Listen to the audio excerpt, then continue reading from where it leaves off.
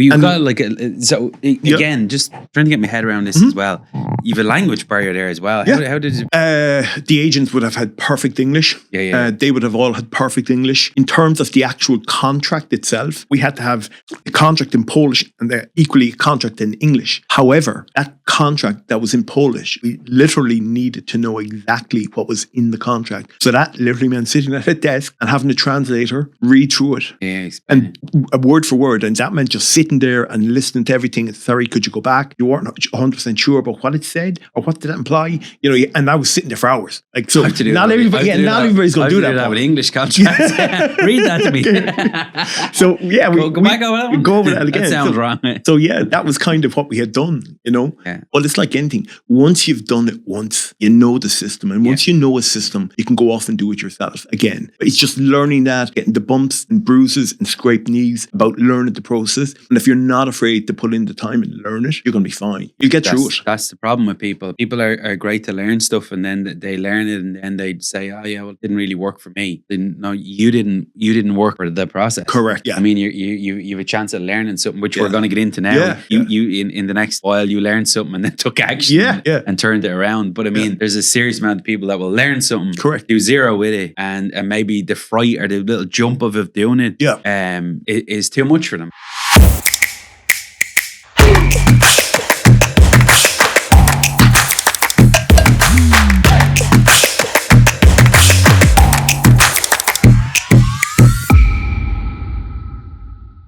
All right, you're very, very welcome back. And today, I've got this man in, Danny Quigley. Thanks a million for coming into our studios today and giving up a bit of your time.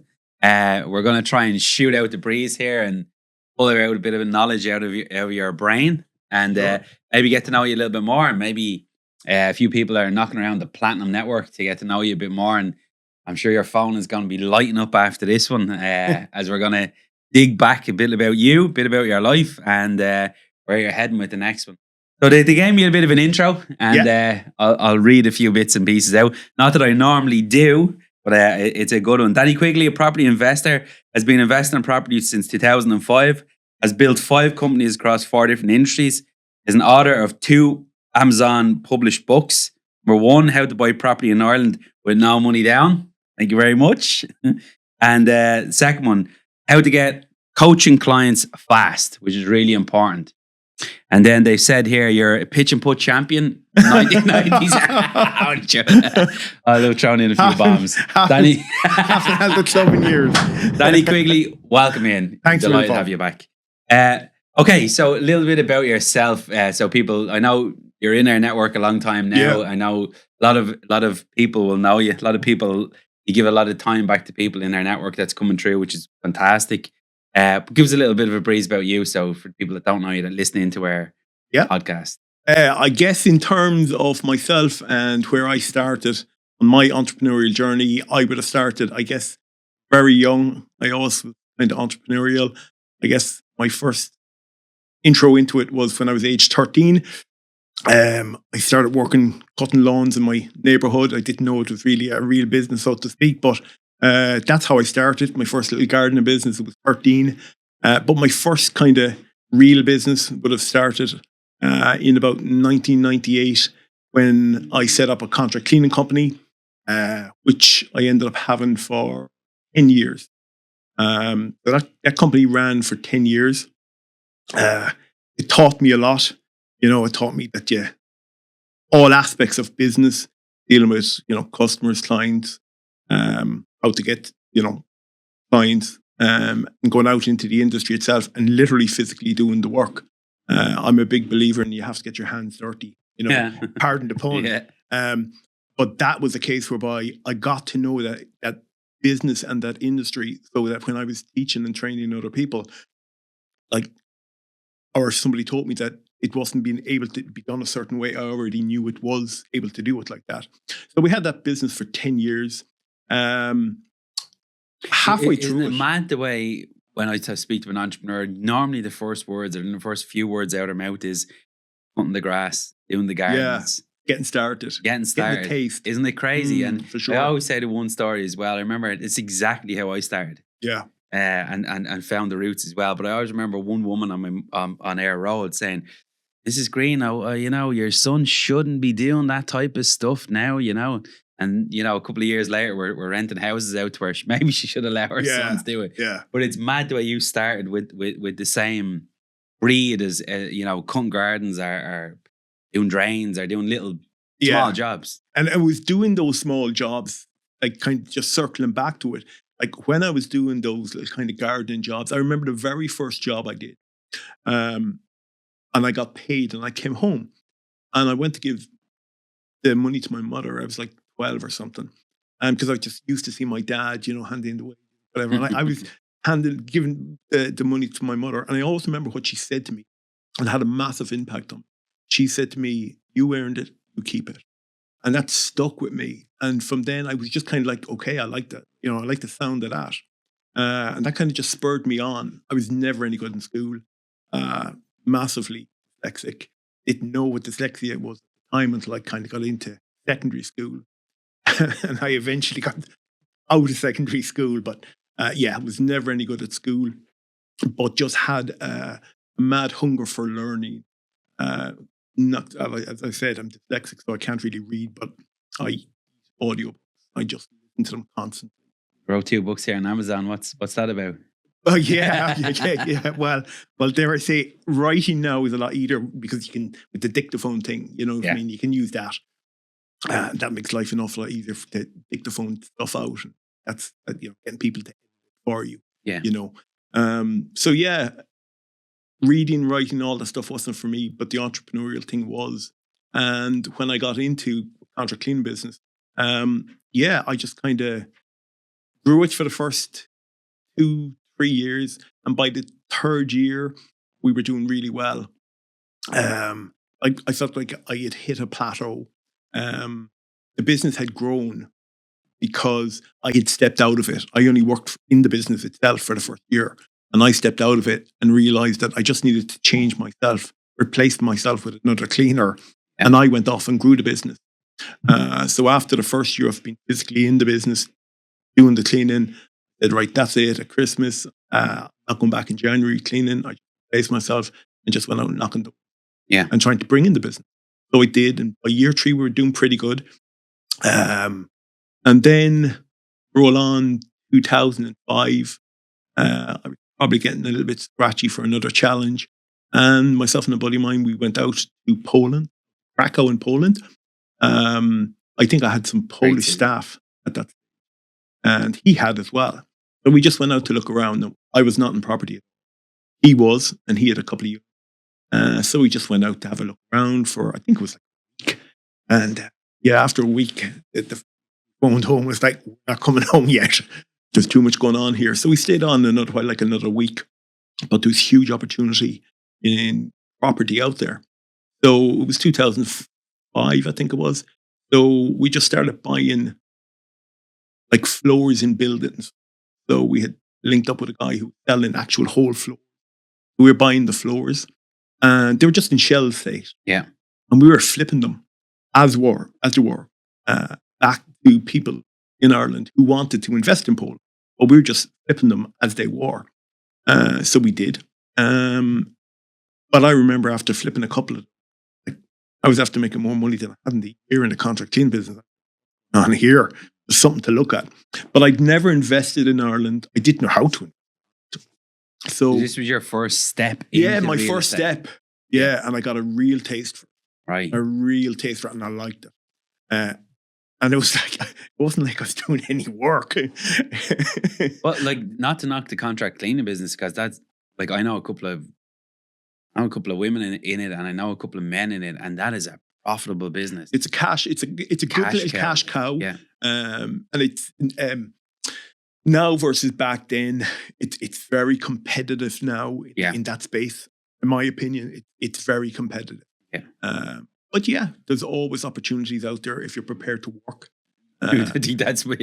So this is where you're the like of the property. I mean, in the contract cleaning business, of course, it's a heavy intensive cleaning. Yeah, even back then you're driving systems, you're driving staff. Always. You dabbled your toe in Krakow into the thing called property and went, what the fuck? But it was the light bulb moment for me. Was like, we had about 15 staff at the top of, it's not a lot, it was a small company. We had only about 15 staff, but they all had to be managed. And we had some, big contracts, like big companies, certain companies that the name of. We had them and they were good and great learners. But I had, dabbled in property in Krakow and just realizing the profits that were made in it for just simple flips, Right. So just for people that are listening in, and again, for me, because I say the same here all the time. I run this podcast, put a lot of time into it. It's not for the people that are listening. It's for me. I don't care about the people. This is where I get my education. I'm just allowing them to listen. So I have a couple of questions for you. Sure, shoot. Krakow, great city. I was only over there last year. We had great fun over there as well. But like, what do you mean flipping now over there? What does that look? What's the landscape look like for property? So I guess we would have started off just basic, going into agents over there. First off, it was a beautiful city. Yeah. Phenomenally beautiful. Then, so the basics, to break it down in simple steps, so people could see, but how do you just do this? It was simple. We just went into agents and spoke to them and, kind of prices, what's going, is there anything for sale? And back then, like, stuff was cheap. Yeah. Really cheap. Like, buy outright cheap. But that wasn't really what we wanted because, you're away, you're management, getting that wasn't, we were just really looking. And one agent just happened to tell us that there was a guy who had bought a building and he's actually selling it off floor by floor. But I think, keep ownership. Anyway, we ended up meeting this chap and we had to sit down with him and we just basically asked him what he wanted, what he was interested in, what his prices were. And we figured out, it's not rocket surgery. Yeah. He says we could find 3 or 4 buyers that would be interested in this, keep 1 or 2 for ourselves, and go with that. And that's what we did. All we really did was say, okay, there was 6 apartments on 1 floor, find 4 people to ourselves and negotiate a good price on that and get to have an apartment that we would ourselves keep and flip. So it, like I said, it wasn't rocket surgery. Yeah. It was, for me, it was straightforward stuff. So we got those people.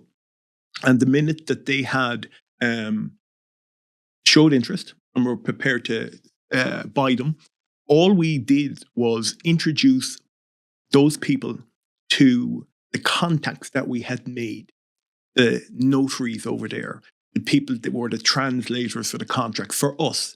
All we literally did was just go, here, these are the people we used, use our network, that's it. You take it from there.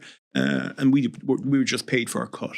So, it was, I didn't see it as complicated. Yeah. But like I said, I just built relationships. Yeah. That's all we did. Relationships into currency. Yeah. And that was it. And then do a deal. Then we did a deal. Yeah. But like I said, I hadn't invested in property. So at that point, I said to myself, okay, listen, I need to go home. Well, you've got again, just trying to get my head around this as well. You have a language barrier there as well. How does the agents would have had perfect English. They would have all had perfect English. In terms of the actual contract itself, like they were all written in Polish. So you're talking literally physically sitting in, and because we were English, was English speaking, we had to have the contract in Polish and the equally a contract in English. Yeah. However, that contract that was in Polish, we literally needed to know exactly what was in the contract. So that literally meant sitting at a desk and having a translator read through it. Yeah, and a word for word. And that meant just sitting there and listening to everything. And sorry, could you go back? You weren't 100% sure about what it said or what did that imply? And I was sitting there for hours. Like, so not everybody's going to do that. With English contracts. Read that to me. So yeah, go back over that one. Go over that again. That sounds wrong. So yeah, that was kind of what we had done, to take through the whole process. But it's like anything. Once you've done it once, you know the system. And once you know a system, you can go off and do it yourself again. But it's just learning that, getting the bumps and bruises and scraped knees, about learning the process. And if you're not afraid to put in the time and learn it, you're going to be fine. You'll get through it. That's the problem with people. People are great to learn stuff, and then they learn it, and then they say, "Oh yeah, well, it didn't really work for me." Then no, you didn't work for the process. Correct. Yeah. I mean, you have a chance of learning something, which we're going to get into now. Yeah. You in the next while you learned something and then took action. And turned it around. But I mean, there's a serious amount of people that will learn something. Correct. Do zero with it, and maybe the fright or the little jump of doing it. Yeah. Is too much for them, and they can't do it. But again, what we've seen over the past few years definitely is once you jump or you hit the ground and the hit to the ground is sore, you'll find a way. If you want this thing hard enough called property or whatever business it is, desire, you'll find a way. Yeah, of course you will. You cannot beat someone that will find a way. You'll just keep going for it. So you've cracked a little niche. Yeah, we cracked the niche, so to speak. One of the first times we were out there, it was like somebody walked by us, and that was the only English that we had heard. And this is before Krakow had popped in terms of being the culture capital of Europe. So I came home after that, and I started looking into Krakow and started doing my research and started seeing the growth potential, what the forecast was. And within, I think it was 12 months, 18 months, it had been crowned culture capital of the world, and half of Europe. Yeah. And everybody was flooding into it. Our first trip there, you couldn't fly in. We had to fly to Budapest to get in there. There was no direct flights. And then Ryanair put on the flights and everyone was flying in. And it became an amazing city to go to. Yeah, that's off to O'Leary, making it easy for everyone to get correct. Around. And it was straight in there. So, like I said, at that point, I had no investing knowledge in Ireland. But I said, I want to go home, learn the craft. And that's what I did next. And I came back to Ireland, continued. Obviously, I still had my contract cleaning company. And you when you were in Krakow, did I hear you say in a past life that you set up an agency out there? Yes, I did, but not. It hadn't come yet. Sorry, it hadn't come yet. I thought we were leaving Krakow. No. It just hadn't come yet. Right. Okay. Yeah. So I came back to Ireland, and it was 2005. And then I started doing what a lot of people like in Platinum do, which is great. They started looking for training, attending seminars, networking with people. And networking with people is probably one of the best things. It's priceless, absolutely priceless. You can find a situation whereby people will read books, they'll take courses, but unless they get out and meet people and actually take action themselves, it's not worth the shit. You gotta take action. So I came back. Now my buddy, to be fair to him, he had knowledge in the game. And like I said, he had a couple of units, and a clever guy in the game itself. But I had to start learning the craft. So like I said, attended seminars, read books more than anything. Yeah. And like back then, Paul, there wasn't like now. There's a lot more stuff. Like I heard you say in the past, you have to go to England for courses, and to learn stuff. Yeah. There was nothing really here at home. So isn't like not a fucking shame. Yeah. Isn't it really a shame? Like we put on an event here. I specifically haven't done any hotels. I love my little setup I have here. Yeah. People come in, they get such a buzz. We get text messages at 12 o'clock at night. When I used to leave the seminars in England, 500 and 600 people at them, fucking body would be shaking. Yeah. People would be like, that's a scam. And everything's a scam. And I'm like, I'm going to take that knowledge because I can operate this side of things. I know I can do this. Yeah. And if I take that piece of knowledge there and make it work, I'll fucking show what a scam really is. I'm going to go home and milk this thing and turn it into a big, big business. Yeah. And some people do and some people don't. But I think them seminar days of me leaving Ireland, getting on a plane on your own, thinking you've lost your marbles. I've done it myself, Paul. Fucking getting a hotel, staying over there for the night, flying back. I've done all that as well. Yeah. I loved it. It's funny. Sorry, I'm going to cut in through this whole go. thing, right? But it's so funny the way you just said that. I was going back through my iPhone's at the break, and so I'm like, I need that photo, I need this photo. And I have a collection in the back of the phone of when I was what I call a hustling, going over, trying to learn the trade, trying to find out how I'm going to pull finances together, trying to get into seminars, trying to get up to front rows. Yeah. Ended up investing in a company over there. Didn't ever invest in a company in my whole entire life. Yeah. I thought, all right, if I invest in it, I'm going to get all the software, everything. I was like, don't like wasting time. Just give me that top ticket and do it. But I used to take pictures of myself coming back on trains. Yeah. And I have no direction. I used to have to get a map off Tara to go from Queen's Station to Wellington or wherever it was. And I'd be freaked down my head trying to get around, and Google Maps kicking in. So when you got out of seminar, you're electrified. Yeah. But you're completely exhausted. Yeah. Because the information is something you've been hunting. Yeah. And you knew you've got this now manual or something. And it's now over to you again. And I think for anyone that gets inside them rooms, it's priceless. But when you look back at yourself, like 10 years ago, and you see a picture, which I had in the back of my phone, I was like, fuck, people come to my seminars now and they're leaving there. And if I can only show them this picture and say, well, if you do this level of work, that's what this is the reward you're going to get. But you have to do the work. But do you know, in my opinion, what the secret sauce of attending those events is?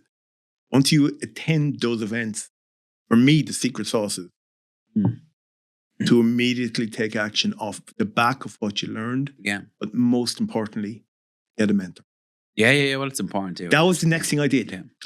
I attended the seminars. I had networked. I'd met a guy, and I immediately how much to teach me. Yep. And he started mentoring me. And that was within a couple of months of starting, just getting the ball rolling of learning. And Tony started to teach me what he was doing. And that was it. Yeah. Sat down, pen and paper, old school, made the goals. What am I going to get? What am I going to do? Write down, okay, 5 properties in the first year.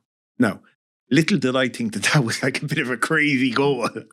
But not so crazy because I did it. Yeah. Not so crazy because I had no, I guess, roadblocks in my head to think that why couldn't you buy 5 houses? I went and I did it. A funny story is I had one house bought and I went to a bank manager and I had done a deal for actually 4 properties into one deal. And he asked me, how many, you've one property, Danny? I said, yeah. And did you want to buy 5 in 1 year? And I said, and he said, most people, I always remember it because he said, most people are happy if they buy 1 house in a year. And I said, so I guess I'm not getting the money, Tom. And that was it. For me, it was just next. Next, knock on the next door. That's the thing about it. If you're willing to put in the legwork, put in the time, the effort, I mean, we've all seen it. I comfortably show all that shit in our group. Yeah, so, yeah. Look, anyway, so and again, I know you did touch on mentors there, and the problem that I had in England was once I reached the level again, and I got my experience, it was more money, and I was like, hold on a minute, who's out in the trenches here? Correct, exactly. That's and the I secret. couldn't see the trenches, and then I picked a very good friend of mine. Shout out to Dan Kenny, superstar. Like would wipe the floor with me. This guy is on fire. Yeah. And he built that through pure discipline. Absolutely legend of a man and a gentleman too. But we were sort of the rock stars in there. And I thought, well I'm going to need to pin him behind. So I need someone in front of me. Correct. That's all I could see was him. And I thought, I'll listen to a bit of the shit he has to say now because he wasn't asking for anything. Yeah. He was just going on a mission. Yeah, and he was leading the way. He was leading the way. And he was somebody that you could follow. Yeah, absolutely. And I'm sure he picked someone too. And, who we picked to learn off, they've done a fantastic job of teaching us. But again, the model in England is cars, vans, everything's flashy. Yeah. That doesn't work in Ireland. Yeah. I mean, if you pick someone that's going to teach you, normally what a good property mentor will do is you bring in problems. You're in and out there in 20 minutes. Right. That's it. You're done. Yeah. So sorry, go on. So yeah, that was kind of up to where I got to. I had got myself Tony. He was a mentor. He started teaching me. I learned from him. And I set my goals for the first year, which was 5 properties, and I got that. From there, at this stage, I was still involved in Poland, always interested in Poland, in Krakow, trips back there and all the rest. And I started to be asked, would I help people to, invest in Poland? And I got asked a couple of times to do it. And I actually said it to my buddy. I said, I think there's a huge opportunity here to actually start helping people to buy property in Krakow or find deals for them. But he didn't want to, he wasn't interested. But I thought it was a huge opportunity.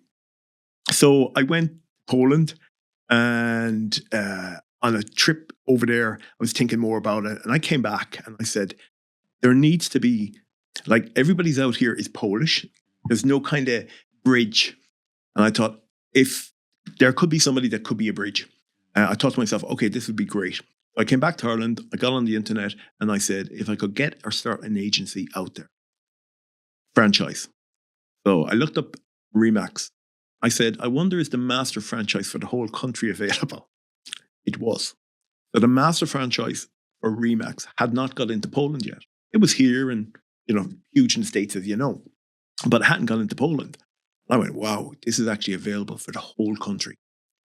And long story short, I took too long. I took a week more to think about it. I normally make decisions very fast. And I waited for like a week or 2 weeks. What ended up happening was I said, okay, I'm going to buy it, because it wasn't big money. And I went to buy it. It was gone. Someone got in and bought it, and they bought Warsaw as well. And I went, okay, what's available? And I went in, and Krakow was available and Wrocław was available. And I bought the two of them. So I bought Krakow and I bought Wrocław. So, and I secured 2 offices, of which I had bought both of them. I bought they were in the square, on the square, great locations. So I said, okay, I'm going to buy one was on the square, the other was. So I bought them. I set up in Wrocław first. Hadn't got to Krakow, didn't get to open the office there, got to open it in Wrocław and roll on when 2008. 2008 rocked Crashy. up. 2008 rocked up in us. Car crash. Car crash, yeah. So I was building in Ireland still. I stayed building my property portfolio over here. So I did a dozen or so here at the stage. So Remax thing just never took off. It just died. I never got to open in Krakow. Yeah. We did open, set up and launch in Krakow. I had a few sales, not many, but we could see how the market was really slowing down.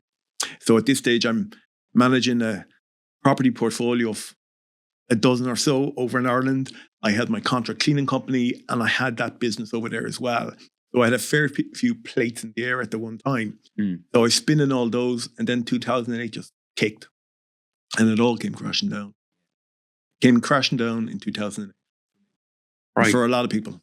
Before we get into the 2008, and then we're going to get into the no money downside, which I think people are probably like, right, fast forward. But we're not going to just fast forward quite yet, because we've got a nice topic about that. But 2 questions that. Yeah.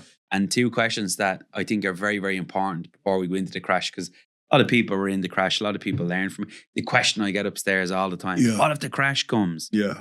Well, if you knew what we know, when the crash comes, you know you should be protected. Yeah. I can't. When I see someone that has lost an absolute fortune, and then, look, you have to keep your boots on the ground, in my opinion. Yeah. If your boots aren't on the ground at all times, when that crash comes, which is going to come, you are in trouble. Yeah. So like what we're going to try and do is we're going to try and have plenty of cash knocking around, not lose the lifestyle of Paul Green, drive the company to where it needs to be, and then wait for this thing to come. And when it comes, we're going in there with nets to clean up. And nobody, if I see one person on my team flutter, they're out that door, because that's the day we're going to win the lotto. Anyway, sorry, but about the crash, 2 questions I have. Yeah. We're going to be heading into this world you're in now, in no money down. Yeah. And when you said estate agencies, I'm so close to just, I'm a true believer of building everything. Yeah. I'm also another true believer of if something's a problem in my company, I'll just go in and try and buy out something. And that's what I'm on about now within this stage. We're close to trying maybe put our hands on something and just grab it and buy it. Right. What's your opinion on Paul Green buying an estate agency? Wow. That's question one. That's question one. Okay, question two. So I think of that one. Is with the no money down, which we're going to get into now in a minute. Yeah. I personally would have said not to go knocking on agents' doors. Now, that's me personally. Yeah. That's the relationship I had. Yeah. I pissed them guys off. Yeah. Right? Now I'm telling you, I mean, they're really, really good once you get them there in the lingo. Correct. Yeah. So, second question to you too is, do you think there's plenty of money down, no money down deals sitting there with agents? Or do you think it's out in the open market? If you were to ask me which one to choose, I would choose get out there. Everybody wants to knock on the agent doors and go in there. Agents don't really want to see you coming, in my opinion. Yep. They want to sell and get their commission. Yep. Unless you're prepared to do some type of a deal and you're going to do a tangle with them whereby you say, listen, you've had that property for 6 months, 12 months. It's not shifting. What's up with the property? Oh, we've had loads of offers. You get to all the usual stories. But if you do say, what is the story with it? You haven't moved. What if I cover your commission on that? Then the situation changes. You have to have, in my opinion, something for them. They don't want to lose their commission, but they want to make the sale as well. Yeah. So whether you approach them straight on and actually say to them, okay, if I buy that property, and cover your commission, they're going to want the actual asking price. That's why it's never my first option. My first option is always to go and look, boots on the ground. Yeah. Deal direct with the person who's selling the property. And don't ask. Ask them what they want for it, because sometimes you can be surprised. They're going to ask for less than what you've thought. So agents, they're great. And they're great to network with them. In my situation, as my portfolio, before I got into no money down, they used to ring me up and say, Dan, I have, like your situation. Yeah. Dan, I have a property. Anything you'd be interested in. They will, our relationships now. Yeah. I put, I employ the staff to go on the phone 5 days a week, building relationships, because, that's where we seen the value. But it wasn't just building a relationship with them. Yeah. It was also building a relationship with loads of other, just to see. It's called, funny we say this, Ty Lopez called it an experiment lab. I'm like, go in there and just experiment shit. Yeah. Find out what works. And I'll tell you, where we're making, because I'm going to be the one going out on the doors. Yeah.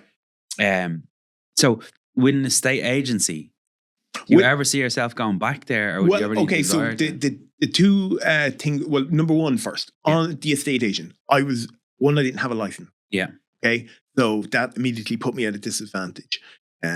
Two, it was in another country, I didn't speak the language. Yeah. And number three was I had to hire an estate agent and bring him in who had the license. So I was kind of beholden to him as well.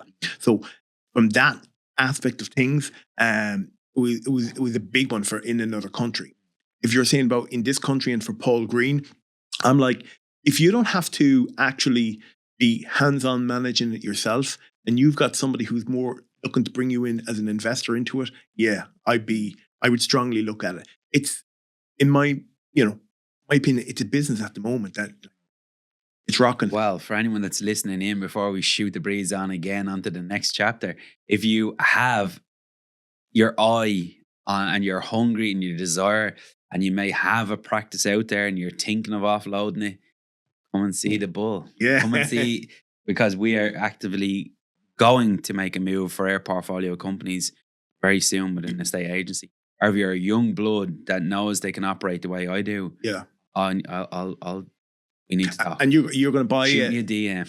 you're going to buy. I'll fund it. I'll out. buy it, and I'll tell them why I want to run it, and then they can let them loose. I'll just be a stakeholder, a shareholder in there. You're getting sick of paying all these big commissions. Yeah. No, well, we are. Yeah, we are. But we're also for us, we've got everything else is in house. Yeah. Say I can be on the phone to legals within 1 second. I can do all these things. With an agency, they've got a job to do. So when we give them a property to sell, I have to respect them, and I'm not in control of that. Correct. Yeah. Whereas I'd rather be in control. Yeah. And that's our companies are.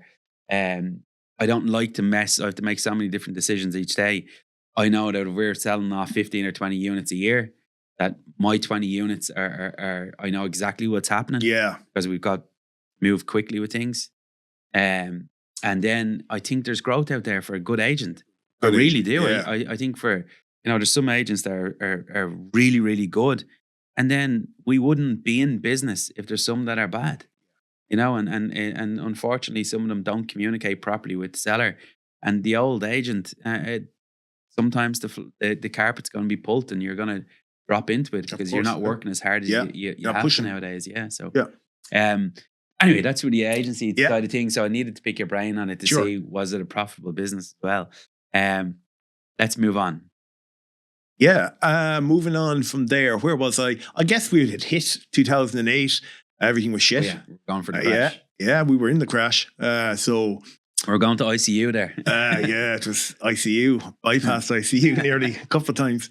So I lost all my properties in Ireland, lost my properties in Poland, lost my company in Poland, lost my company in Ireland, and was 2.1 million in debt. So it wasn't a nice time, and we just every day was a firefight. Every single day was a firefight. Fighting with banks, fighting with legals. Yeah, it was funny.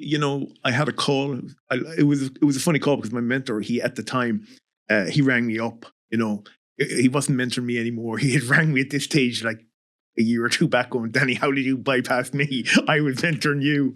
But he rang me up one day in the middle of the crash. He said, how are you getting on the banks? And I said, fine. And we had a laugh and a joke about it. And it was just a simple case of trying not to stress it. But everyone was going through stress. Everybody was having a hard time with it, myself included. I think what kept me mentally strong was I always had the position. It was only ever money. It was money. I had my health. My kids were in good health. That's all that. I built it all from nothing. I had very little education. If you've built that thing, if you've built this steam engine from zero. Correct. Now, I know you now a couple of years, but I don't see you're the type of guy that was flying around on a helicopter or a jet. No. I mean, your feet were on the ground. When that crash kicked in, where was the devastation for you? Or what could you, now with your much more experience that you have, where could you have avoided any, or could the portfolio have held itself? Was it over leveraged too much? I was over leveraged. You were over leveraged. Yeah, I was over leveraged. So I made my own mistakes. So I was over leveraged. See that one thing there, like, and you know what I'm like for this thing. When people come in here and they're trying to be a property, and I am bashing them about the deal, like bashing them, pausing them, stopping them, hitting them hard, dragging them. That's why I'm doing it. And I don't do it for, I'm doing it for you, when you're buying a deal, if it's not off a motivated seller, there's something fucking wrong with your brain cells. Yeah. You have to be getting a discount on it, a major discount. Yeah. Or else you're in a different league. Yeah. Were you going to get heavy discounts when you were buying? Not always. Okay. I wasn't always getting heavy discounts. No. I did some deals where somebody was looking to offload, I think 3 at one time, and I bought 3. Yeah.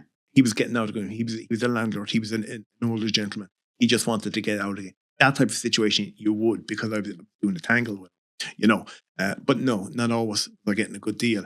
And that was lack of experience as well, in my opinion. As much as experience as I had as I was growing, I probably was growing too fast. Yeah. I bought 5 my first year, and the second year I'd probably, half that again, and then some. So I was operating at probably a pace that I shouldn't have been, because I don't think, in hindsight, I had enough knowledge, and back then, the banks were giving out money an awful lot easier, which wasn't helping me. But, all I can say, looking back now. Were you getting money on a phone call nearly? No, emails. Yeah, getting at the stage now. Getting them. I give the deal. No, I didn't have to go on the phone at that stage. I would send an email, break down the deal, the whole lot. I'd get confirmation. Didn't even. So looking back at it then, if you were speaking to one of the guys you're mentioning now, say, if you were looking back at that crash, did they need to pull the portfolio, or if the portfolio would have survived the debt? Like, what is it? Where were you sitting? Not to where the prices went. Right. not to where the prices went and kept falling to. But the irony is knowing those properties now and where they are now and how they've come back, and where I was investing at the time. I was investing in that loan. And the reason being, everyone's like, why are you investing in that town? And I'm like, because it's the center of the country. It's going to be a hub. It's going to explode. It's an hour to everywhere. I can guarantee this place is going to really take off. Now, I might have been about 15 years too soon, but like Athlone is a great spot in terms of, all big companies are in there now. Yeah. They're an hour from everywhere. It's a good town now. But yeah, in terms of looking back, yeah, did I make mistakes? Tons of them. Did I learn from them? Absolutely. Was there big things that I got hurt from? Yeah, financially, yes. But like anything, everything comes in, I guess, threes, which was, lost the money, lost all the portfolio and businesses, and lost my marriage. So everything comes, there's pressure. Yeah. Pressure builds. Pressure cooker, just pressure cook, something eventually pops. So looking back at it again, then, like, what was the thing that you were like? Where did you think you went wrong? Was it just the over leverage? I was over. Were you stupid with money? Were you doing? No, I wasn't stupid with money. No, I was over leveraged. For that was for sure. Yeah, I was over leveraged. But as I looked at it, as I tried to realize that, okay, those properties of mine emptying out, nearly by the week. And there's people leaving the country. Literally leaving the country. Yeah. And having like 7 properties. Empty. I'm going, where are these people going to come out at? Like, they were literally leaving the country because they worked on construction. And they were, and I'm like, I'm not going to fill these. So yeah, in terms of, being stupid with money, no, it was more a case of being over. Right. And I was in the, in the middle of 2008. I was trying actually to work with the bank. Yeah. And yeah, that wasn't happening. I remember we bought a property for 365,000. Everyone said, "Don't buy it. Don't buy that. Yeah. Don't buy it. Telling you, it's gonna go. It's gonna go." We were like, "We're buying. That's the end of it." Yeah. I was like, "Just turn the volume down there. Yeah. Don't mind all these people." That property went down to 80 grand. Wow. 6 months later. Wow. Yeah. So, yeah. That was the start of it. Yeah. That was the start of my property career, because when you're down in the trenches, fucking have to find a way out. And I wasn't gonna lose any money in it. Yeah. I was thinking, I'll have to turn this thing around, and I'm gonna have to figure out how to fucking do this. Do it. Yeah. For me, it had got to the stage where they just took them all back. Yeah. And it's now into 2008. I had kind of going, what do I do with myself now? They had taken all the properties back. I was 2.1 in the hole, and going to myself, now what? You're completely back. Zero. No, not zero. I wasn't zero. I was at minus 2.1. I was below zero. I was 2.1. If I was broke, it was one thing, but I was 2.1. Man, down. You say that. I remember I'm a nightmare for listening to YouTube podcasts. Yeah. And Donald Trump, as I was listening to the other night, where him and his beautiful wife were walking by, and he said, "Look at the homeless guy." And he said, she said, "Yeah, poor lad's a beggar." And he goes, "No, he's 900 million richer than me." That was you were at similar zero. Story. Exactly. Similar kind of a story. Yeah. So it was, for me, it was a case of going, okay, next. What's next? I have to do something. I have to figure out a way. The entrepreneurial. To do something, yeah. And I came up to Dublin here, and there was a seminar all in Dublin. I was told about it, came up. I knew nothing about internet marketing at all. And it was all about social media. It was just starting, this thing called social media. And I heard guys talking on stage, and I was up there with someone, and I just turned to them and I said, "This is the next big thing." Like, they were laughing, going, "What do you mean?" I said, "I can guarantee you, this is going to be the next big thing." And I came back, figured out to scratch a couple of quid together, and was on a plane over to London within 2 weeks to get a guy to teach me this internet marketing stuff. Yeah. Teach me it. Yeah. And I just knew it's going to start working. And businesses wanted it, and they were already talking about it. So I learned what I could. I knew very little, but I knew the basic stuff about social media back then, very, very basic, and came back and started to try and punt it over here to local businesses.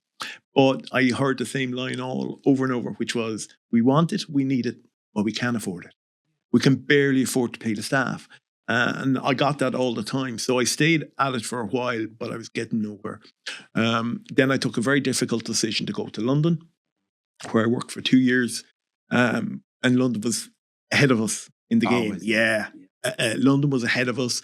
Every other week I would fly back and forth to see my girls, which was difficult. And if you just take that point for 1 second, you say ahead of us, when we move into this next chapter about No Money Down, there's streets ahead of us. Yeah, way ahead of us. Like a golden ticket. Yeah. Is some person that's trying to get on the property ladder that can't get onto the property ladder. Correct. That's sitting there looking, going, I wish. But you're not fucking stupid. Yeah.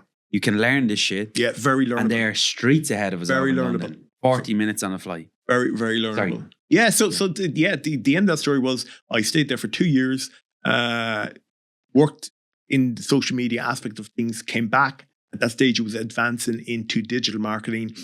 And from, I guess, 2008 to 2018, I was in the digital marketing space. I did basic, and advanced digital marketing, running ads and all that stuff at the stage now. And along the road, somebody said to me at one point, Danny, you should become a coach. You'd be great at it. And it was in, I think, 2017, 18, I went off and became a certified coach for myself. And I started, doing coaching online. But what I was doing was I was promoting and selling coaching online packages, but I was leveraging digital marketing clients. And the one thing I noticed, heard from all the coaches, was they found it so hard to get clients. They were struggling to get clients, which prompted the book. All I did, I sat down and documented what I was doing, and that was it. And by the end of 2018, the world got turned upside down again for me a bit. I got hit. I was pulling off a junction, and a car T-boned me, broke the lights, crashed into me. So my world got tumbled upside down again for a while. So life throws you curveballs when you're not expecting them. So I had to shut down everything because really I couldn't do a desk, couldn't do nothing, and had to get all this treatment, all that type of shenanigans. Yeah, I remember even last year you were upstairs, you were shooting out to get. You're still getting treatment for it? No, thankfully, the last set of treatment, I'm hoping it's gonna stick. Yeah. So that rocked around, and then I think during that period of time, I came across you online, and I came across this webinar with this thing called No Money Down, and I went, well, I'm never getting a mortgage again, right? That's for sure. No, that's twice. When you have a portfolio built and there's cash coming in, but it's like anything. Your mindset. They bend the rules. Yeah, your mindset. So I went, okay, and I listened to a webinar that you had. I think at the time I knew nothing about it, but I only knew from what I had heard from England. I never heard it being operated and ran in this country, and it interested me. Now I had lost the graw for property. Totally. And the reason being was property wasn't even on the agenda. No, because I felt so sick from it. So I started watching a couple of more webinars, stuff like that. I think I came to one of your jump starts. I got a taste for it again. And then you're the mad lunatics shouting and screaming over the top of the room. Stop. So I got a taste for it again. And then what happened, I think it was, went on the course with yourself, which was fantastic. And that kind of just really injected property and the options it gives you back into my blood. I was like, wow, I think I'm missing out here. But for me, it was still closed. I was like, how can I get in? And I couldn't wrap my head around how could I get actually into it until the options deal. Yeah, because we explored you raising finance. Yeah. We explored every single thing. And I think I done a segment, how I moved from Tala to Temple Oak. But when you're sitting there with the gun ready and you're trained, options are an untapped gold mine Massive. in Ireland, and I don't care what anybody says. Yeah, there's serious growth in that. Yeah, because everybody is running looking for the mortgage. Correct. Yeah, and there is no fucker. No, even attempting. No, to do what we do. No, and. Yeah, and I know another person who's extremely extremely good at it. Yeah. He could not get a mortgage. He has plenty of mortgages now. Yeah. Because he's got a balance sheet that's very, very thick and strong. And again, when we go into the world of no money down and options and all these, a lease option contract is really, really solid. Depending on what legal team you get to do. Yeah, like anyway, there's a certain amount of shit here we cannot say online that is only for private rooms. Yeah. But take me to that world that you're in now. Yeah, so the world I'm in now was, so what I was doing after the accident and pre the accident was all consulting, business coaching, more consulting, because as I was doing business coaching, I found out a difference between a coach and a consultant is a coach is helping you get, you know, go through your issues and helping you, get through them. A consultant will just solve the problem for you. And I found more business people just wanted it solved. So I kind of went more into that role of things. So I'm doing consulting and I'm rocking along with that. And I'm also getting to know options deal. So that's the world I've slid into, is options deal, which I absolutely love. And I just wish more people would see, once you do one, how easy they are. Okay. Let's pretend we just role play, because a lot of people are listening to this going, what the they both lost their mind. Yeah, right? yeah. When you have a couple of million of the option deals done and there's cash flow coming in, you haven't lost your mind. You've just built a business. Yeah. That's why I look at these things like little companies. Yeah. Like, that's a little company. I'm going to take it from that shitty, horrendous situation. And I'm going to get it to cash flow. Yeah.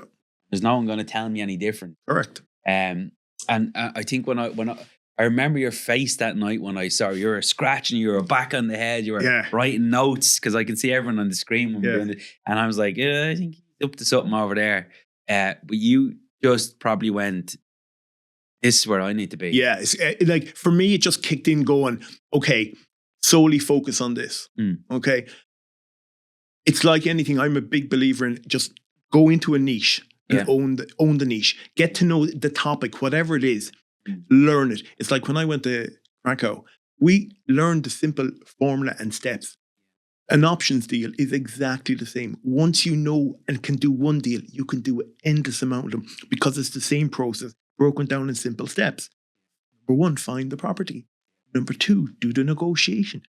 3, where can you add value? You do it up and get your tenants in, get your cash flow going, negotiate your deal with the person who's looking to sell, and so on. And it's really just about finding it, negotiating it, adding value.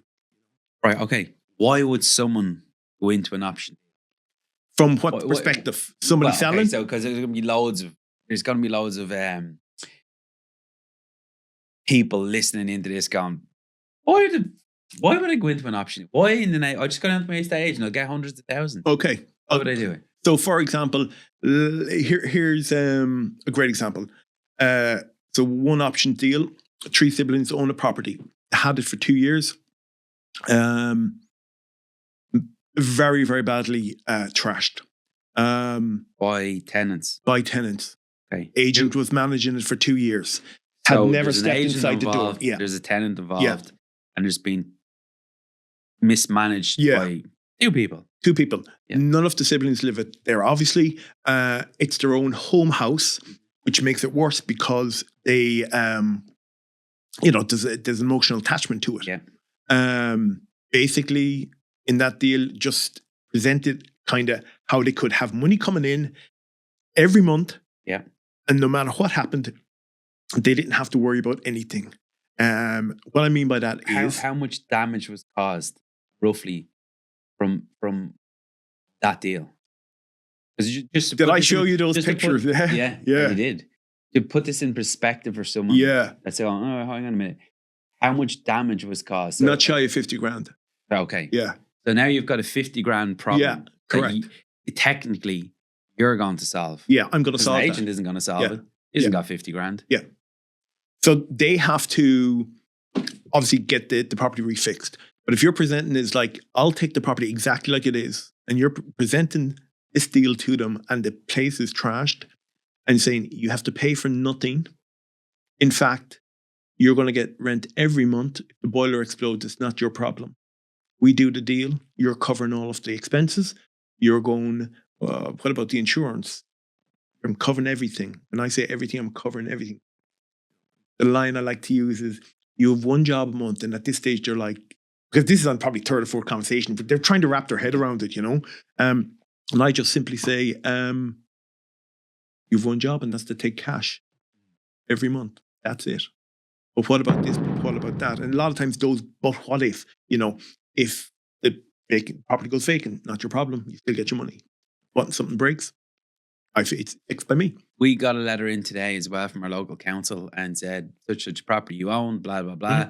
We're now going to do this and do that. And we only bought the property, but we probably have it 9 weeks, completely renovated. Yeah.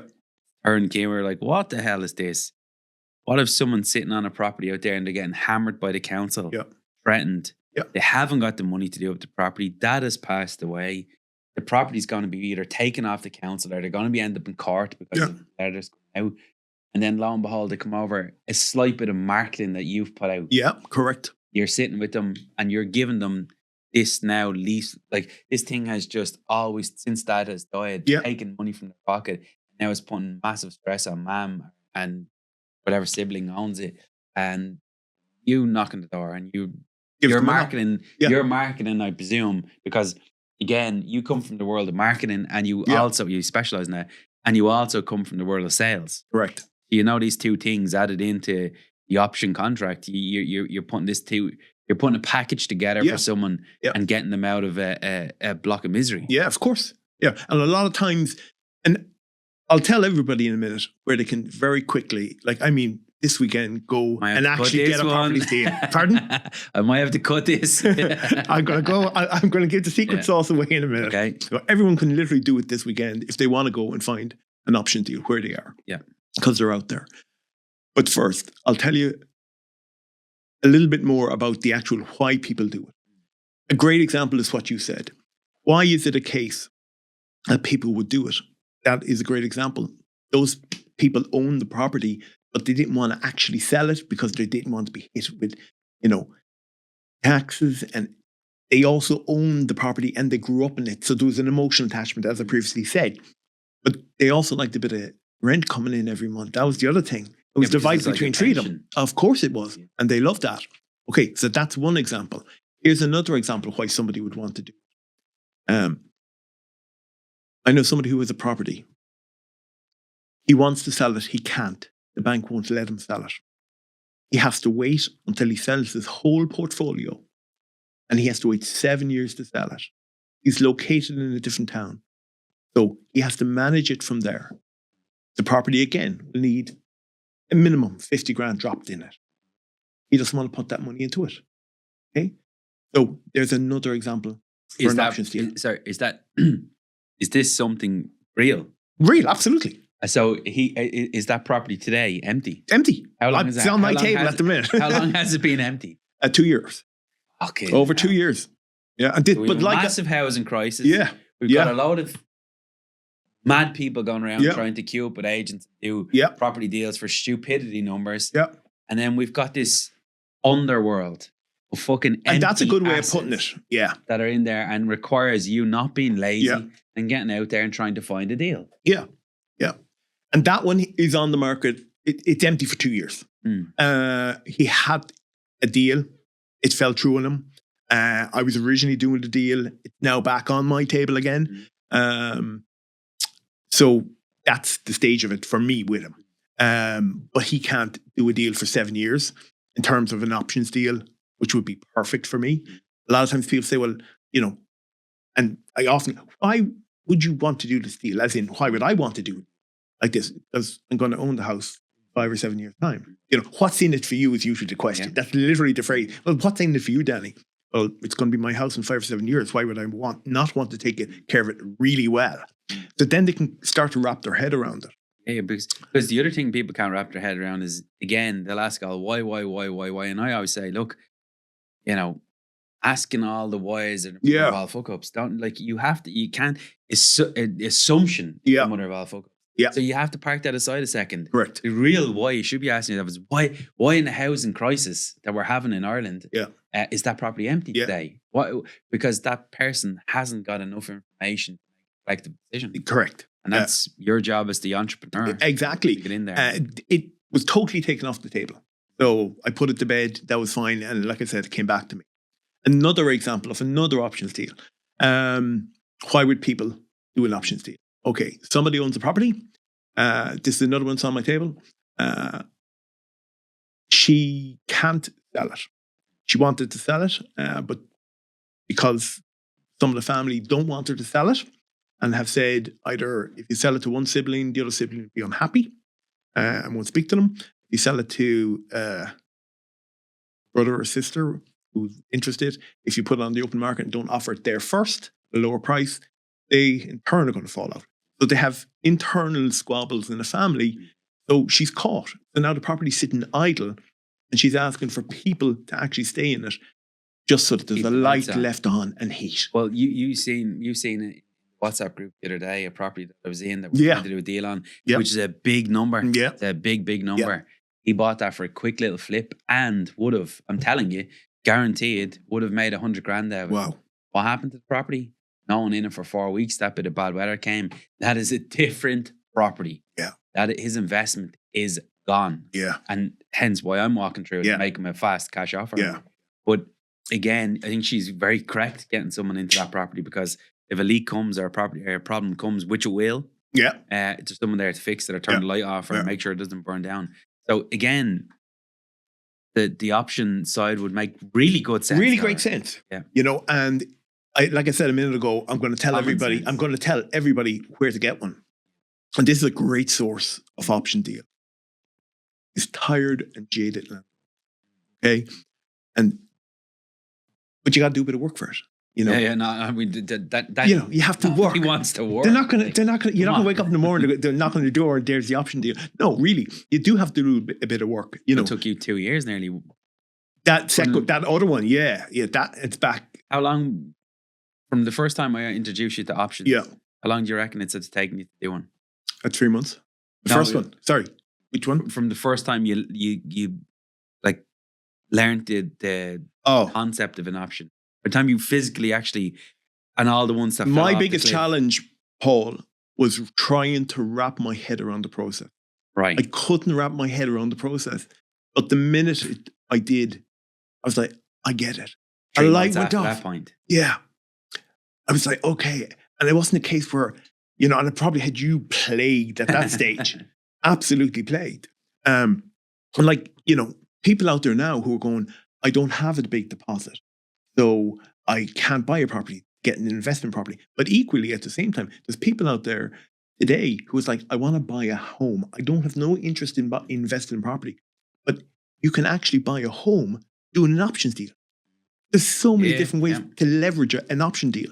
When I wrapped my head around, because I was be a bit slow, it took me probably about 3 months to wrap my head around it. But once you get it, you get it. Like once you've done one options deal, like they're pretty much all going to, not all be the same, but you have a situation whereby if the structure is the same, the formula is the same, you know, you're going to have to negotiate and there's going to be other nuances within it. But it's the framework is going to be there for you. How many do you reckon is out there today?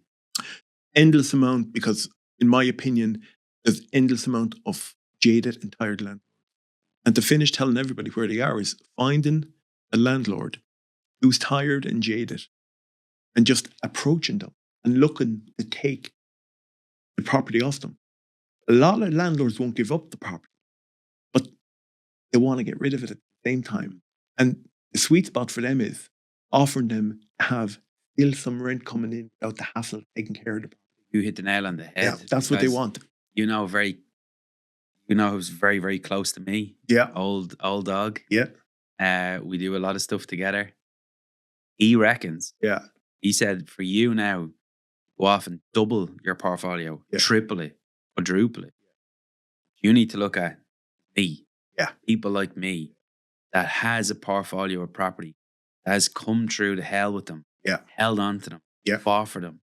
They're there. He calls it, you know, counting his turkey dinners. Yeah. He said, I've built the thing. Yeah. I'm looking for some young person. Come in, to come in and drive that thing to the next generation. So it's going to keep feeding. And if they put an option in front of me and they're going to take that portfolio up, they're the guys you need to pay attention to because they're there.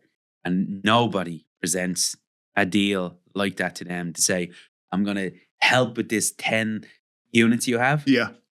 And here's the plan that I'm going to do to fix them, to bring them up, to bring them to a level and to take all the stress from you so you can go off and play your golf and do what you want. I'm going to take over the reins here. Yeah. And here's what you can also get. Yeah. And here's the packaging, here's the growth cycle of it, and show them proper case studies of what you can do, how you can maintain them, how you can bring them to the next level, how you can get them solid, and how the old dog can still get a good lump of money out. And that's all he's in it because for. That's what they want. And landlords and old landlords, like, that's a lot of time where they don't sell because they love it coming in every month. Yeah. They love it coming in every month. And it's finding them. You know, I've listed in like, I've literally, like, for me, I have to write stuff down, you know? And so I'm writing down, okay, step 1, do this, step 2, do this. And I'm listing it all down. I'm like, that's why I put in that little blueprint. I'm like, for me, I did it for me. Yeah. So that, like you say, this, you exactly, you do this podcast for you. Yeah, yeah. I did the blueprint for me. You know, well, I'll tell you why, again, why we built this new room and why I'm going to push that podcast heavy. Yeah. I'm doing a deal on a house in Cove, and you know, I always try and target where our deals come from. Yeah. I'm obsessed because we pay so much for different things. Yeah.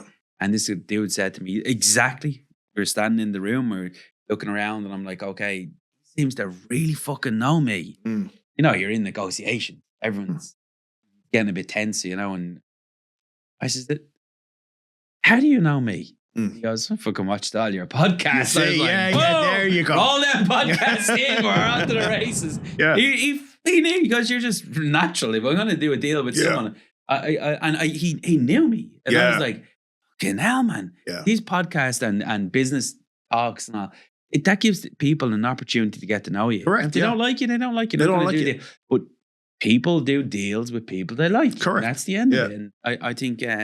that's why we built it. Like, it's true. Them in. Yeah, but additionally, it's like every deal is not going to be a deal. Like, you're not going to close every deal. You know, I heard a great expression lately. You know, you kind of have to. When it comes to getting to get to your people, whether it's either doing a deal or people who gel with you, you know, you got to piss off 80% of people. Oh yeah.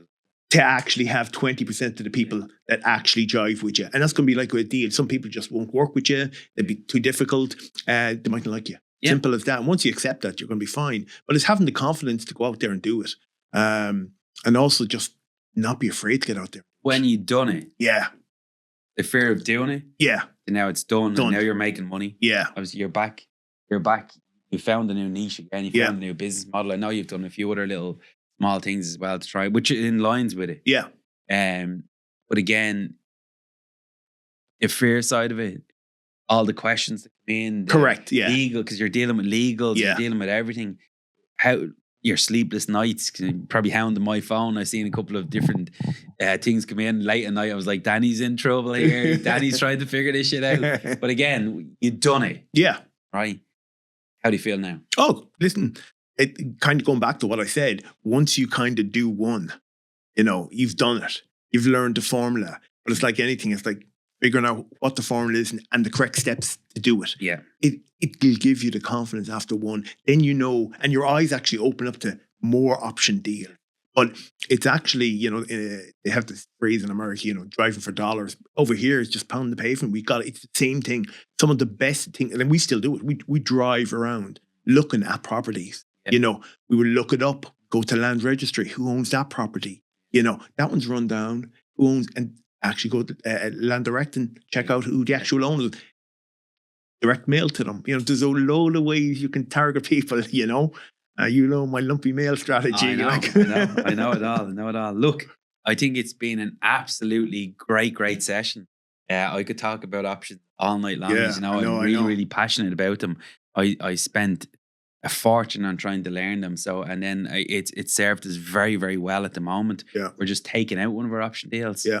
So we're probably will show you all the systems that would, I say systems, I show you all the process that we do. But again, I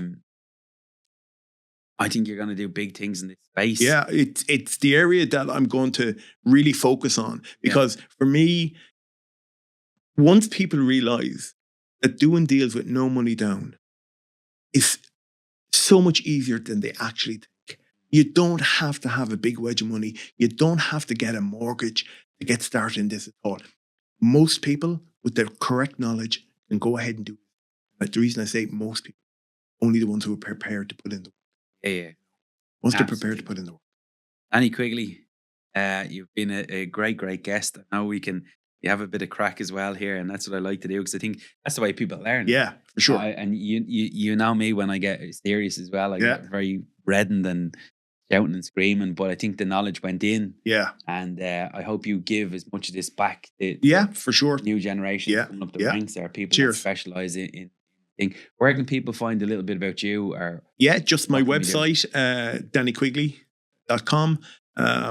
www. Yeah, you need all that, but if you just put in dannyquigley.com, that'll get me. Or on any of the socials, Instagram, I'm active on that. It's just, again, Danny Quigley. Or if you want to chat with me, it's just speak to danny.com. What about the book? Or the books? Yeah, you can get the book at nomoneydown.ie. Very simple website to go to. It's right there. If you want to buy it on Amazon.com, you want to go fancy and get the paper version, the paperback, it's there. But if you want to download it and have it instantly, €199. 199. How much is she coming in at? Less than a tenner, I think it is. It's not even. So $9.97 or something like that. Yeah, and if someone took that $9.97 and fucking paid attention to it for €10, it literally maps out step by step where you find these deals, how you put the deal together, the things to do, the things to avoid. It's all in there. It's just a blueprint to the whole thing. And you could give them a little follow-up then after. Absolutely. If they want to speak to me, it's just speak to danny.com, and they'll actually can book a chat, have a chat with me. The book is great stuff. And listen, I really appreciate you being open about the start of your life as well. Yeah, it's showing people how you went up, and about it. Talked about the crash. Talked about loads of different businesses that you're in. You talked about your whole life and where you are today and what your growth is. Danny Quigley, very much. Thanks for having me, Paul. Well done.